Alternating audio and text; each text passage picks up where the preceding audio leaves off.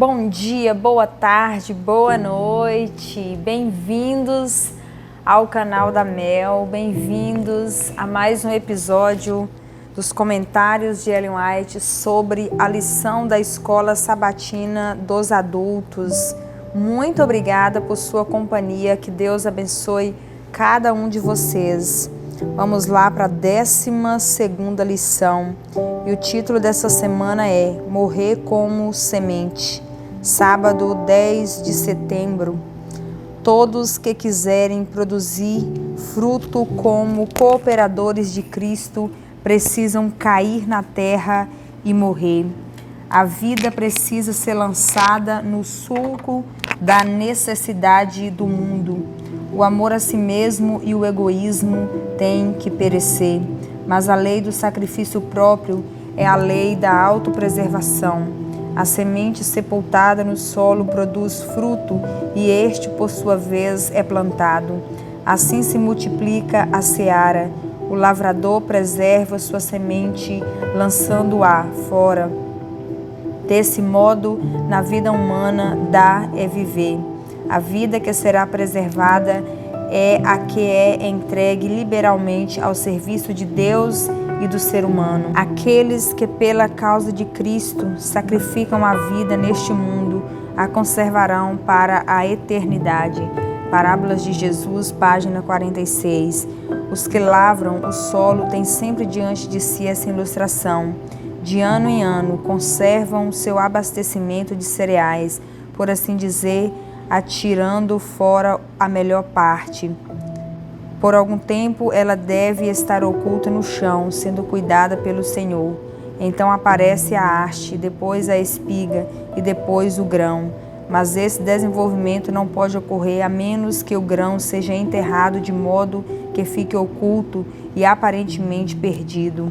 A semente enterrada no solo produz fruto e este é, por sua vez, plantado. A colheita se multiplica. Da mesma forma, a morte de Cristo na cruz do Calvário produzirá fruto para a vida eterna. A contemplação desse sacrifício será a glória dos que, como fruto dele, viverão pelos séculos eternos. O desejado de todas as nações, página 498 e 499. A razão pela qual muitos nessa época não fazem maiores progressos na vida religiosa é que interpretam a vontade divina como sendo apenas o que eles gostariam de fazer. Presumem estar em conformidade com a vontade de Deus quando, na verdade, estão seguindo seus próprios desejos. Esses não têm conflitos consigo mesmos. Há outros que, por algum tempo, são bem-sucedidos na luta contra seus desejos egoístas, por prazeres e comodidades. São sinceros e fervorosos, mas se cansam do esforço constante, do morrer a cada dia, da incessante luta. A indolência parece convidativa e a morte do eu repulsiva. Fecham os olhos sonolentos e cai sob a tentação em vez de resistir a ela. As diretrizes traçadas na palavra de Deus não deixam lugar para compromisso com o mal. O Filho de Deus se manifestou para atrair a si todos os seres humanos.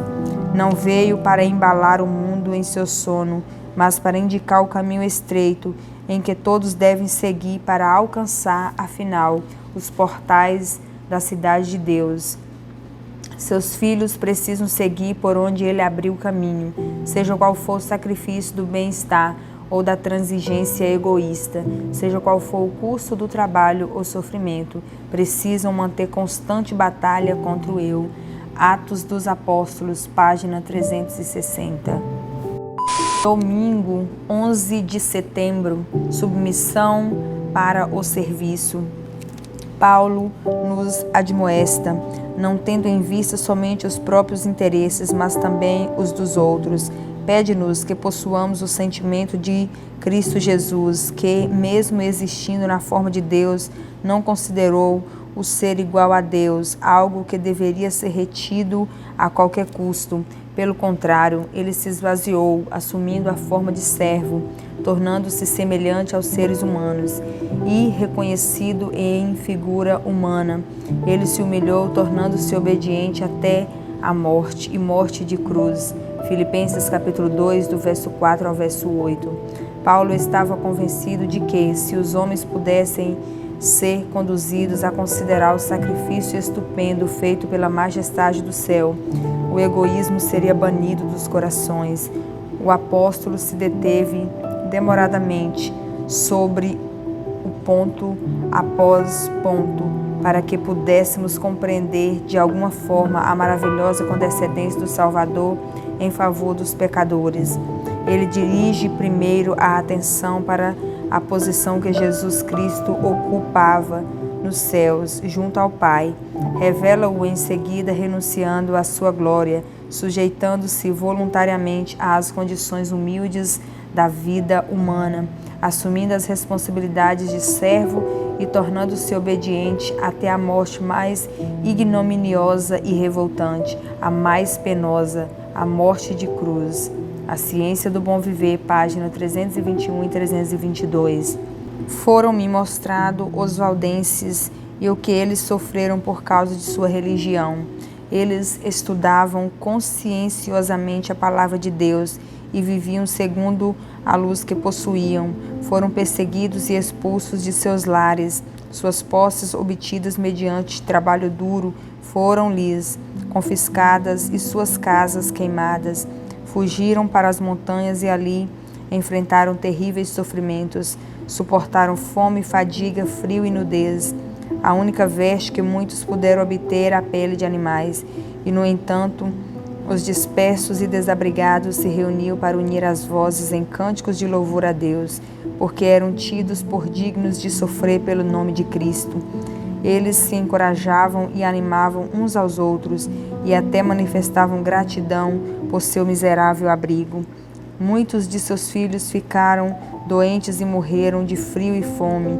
Contudo, os pais nem por um só momento pensaram em renunciar à fé.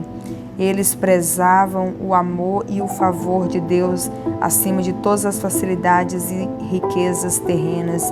Receberam consolação de Deus e, com alegre esperança, olhavam para a recompensa futura. Testemunhos para a Igreja, volume 1, página 332.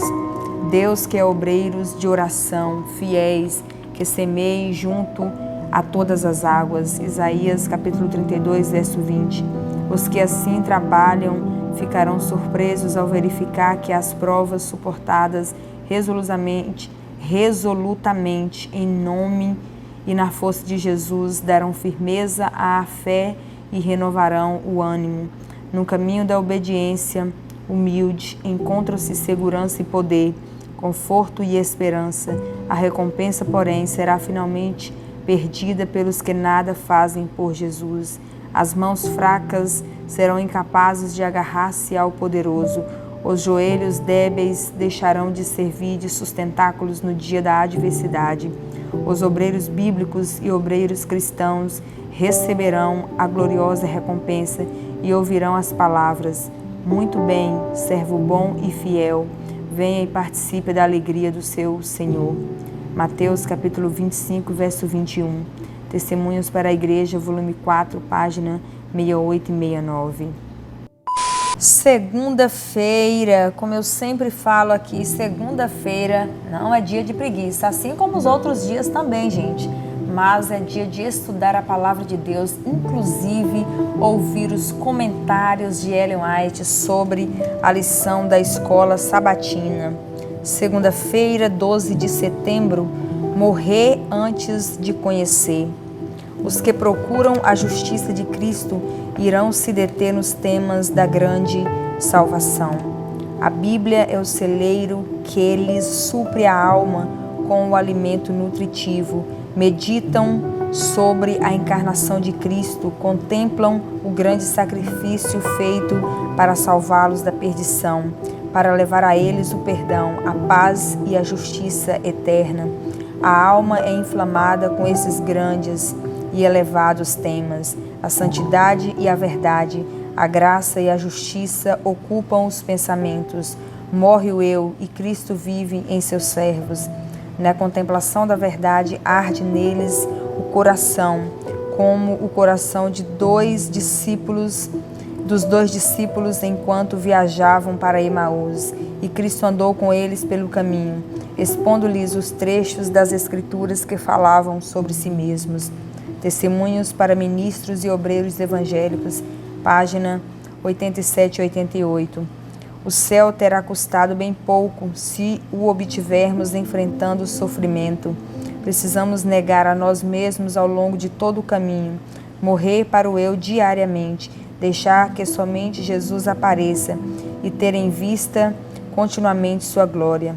Vi que os que ultimamente têm abraçado a verdade terão que aprender o que é sofrer por amor de Cristo, que terão provas a suportar, provas que serão agudas e cortantes, a fim de que sejam purificados e pelo sofrimento capacitados a receber o selo do Deus vivo, ao ver o que precisamos ser para herdar a glória e quanto Jesus havia sofrido para alcançar para nós tão rica herança.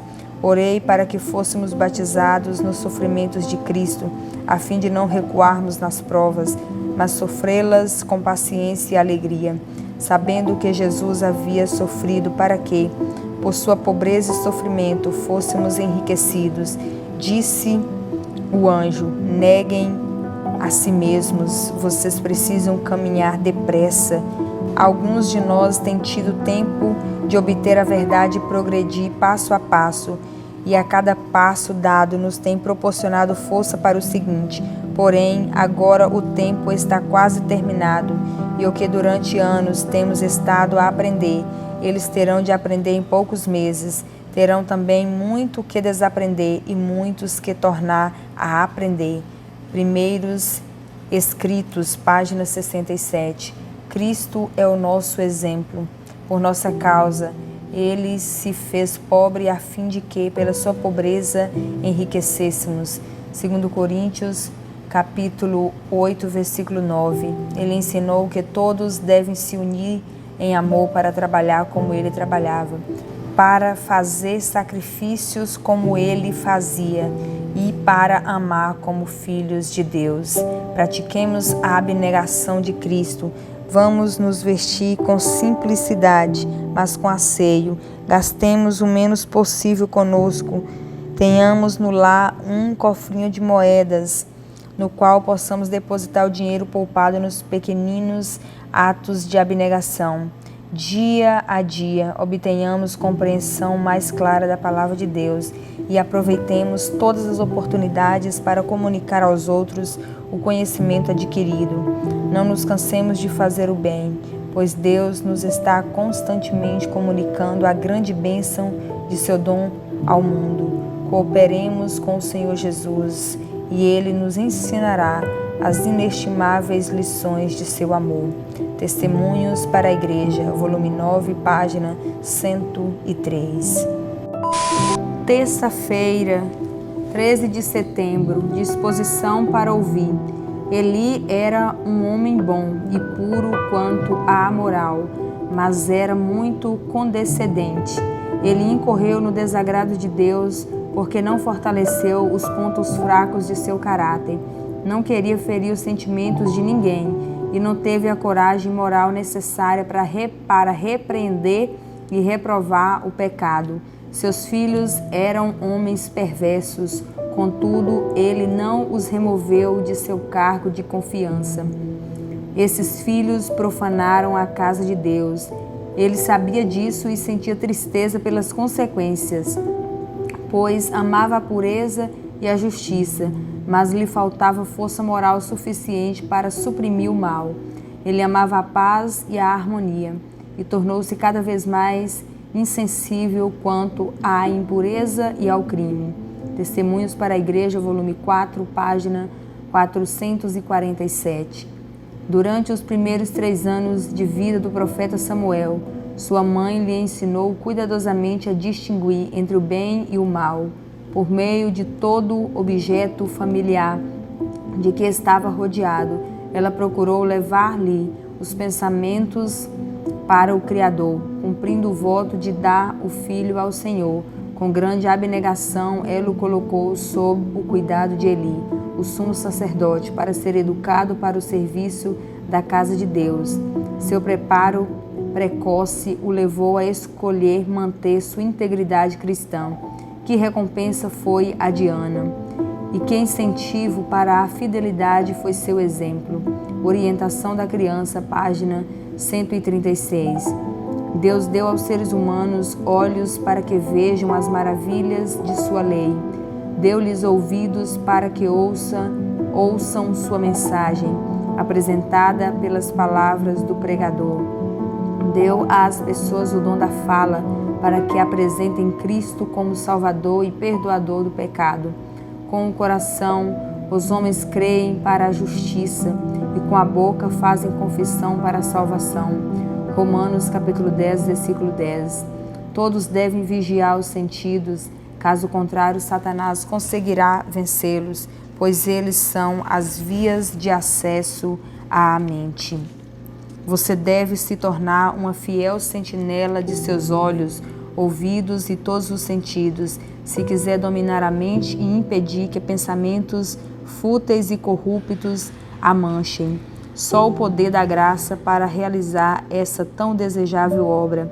Satanás e seus anjos estão ativos, criando uma espécie de paralisia dos sentidos, para que não sejam ouvidos os conselhos, as advertências e repreensões, ou se ouvidos não tenham efeito sobre o coração, transformando a vida. O Lar Adventista, página 330. Deus requer que todos nós sejamos obreiros abnegados. Toda parte da verdade tem uma aplicação prática para nosso viver diário. Benditos são os que ouvem a palavra de Deus e a observam. Ouvir não é suficiente, devemos agir, devemos fazer. Em guardar os mandamentos, a grande recompensa. Salmos 19, verso 11. E Testemunhos para a Igreja, volume 4, página 55. Quarta-feira, 14 de setembro, autossuficiência. Saul tinha falhado em resistir à prova de fé na difícil decisão em Gilgal, trazendo desonra sobre o serviço de Deus. Porém, seus erros ainda não eram irreparáveis. O Senhor lhe daria outra oportunidade para aprender a lição da fé inquestionável em sua palavra e da obediência às suas ordens. Quando foi repreendido pelo profeta em Gilgal, Saul não viu grande pecado na conduta que tinha adotado. Entendeu que havia sido tratado injustamente e se esforçou para justificar suas ações, apresentando desculpas para seu erro. A partir daquele momento, pouca comunicação teve com o profeta. Samuel amava Saul como se fosse um filho, e este, ousado e impetuoso em seu temperamento, tinha o profeta em elevada consideração. Contudo, ressentiu-se da censura de Samuel e dali em diante procurava evitá-lo o máximo possível. Patriarcas e Profetas, página 556. Quando foi chamado ao trono, Saul tinha uma opinião humilde de suas capacidades e estava disposto a ser instruído. Era deficiente em conhecimento e experiência e tinha graves defeitos de caráter. Contudo, o Senhor lhe concedeu o Espírito Santo como guia e auxiliar e o colocou em uma posição em que poderia desenvolver as qualidades indispensáveis a um governador de Israel. Se tivesse conservado sua humildade, procurando constantemente ser guiado pela sabedoria divina, teria sido habilitado para desempenhar os deveres de seu elevado cargo com êxito e honra. No entanto, Saul se atreveu em sua exaltação e desonrou a Deus pela incredulidade e desobediência. Embora, quando chamado ao trono, fosse humilde e duvidasse de sua capacidade, o sucesso o tornou confiante em si mesmo. A primeira vitória de seu reinado já acendeu aquele orgulho de coração que foi seu maior perigo. Apesar de, a princípio, Saul atribuir a glória a Deus, mais tarde ele tomou a honra para si.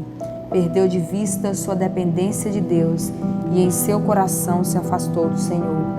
Assim foi preparado o caminho para seu pecado de arrogância e sacrilégio em Gilgal. A mesma cega confiança o levou a rejeitar a repreensão de Samuel. Saul reconhecia que Samuel era um profeta enviado por Deus, portanto, deveria ter aceitado a reprovação, ainda que não conseguisse perceber que havia pecado. Se estivesse disposto a ver e a confessar seu erro, essa amarga experiência teria sido uma salvaguarda para o futuro. Quando Saul se desviou da reprovação que lhe foi enviada pelo Espírito Santo de Deus e persistiu em sua obstinada justificação própria, rejeitou o único meio pelo qual Deus poderia agir para salvá-lo de si mesmo. Por sua própria vontade, tinha se separado de Deus. Não poderia receber auxílio nem guia divina antes de voltar para o Senhor por meio de confissão de seu pecado. Patriarcas e Profetas, página 561 e 562. Quinta-feira, 15 de setembro, substitutos. Aquele que perde de vista sua inteira dependência de Deus certamente cairá. Contendemos com os que são mais fortes que nós. Satanás e seus anjos estão continuamente nos assediando com tentações, e é impossível para nós resistir-lhes em nossa própria força e sabedoria.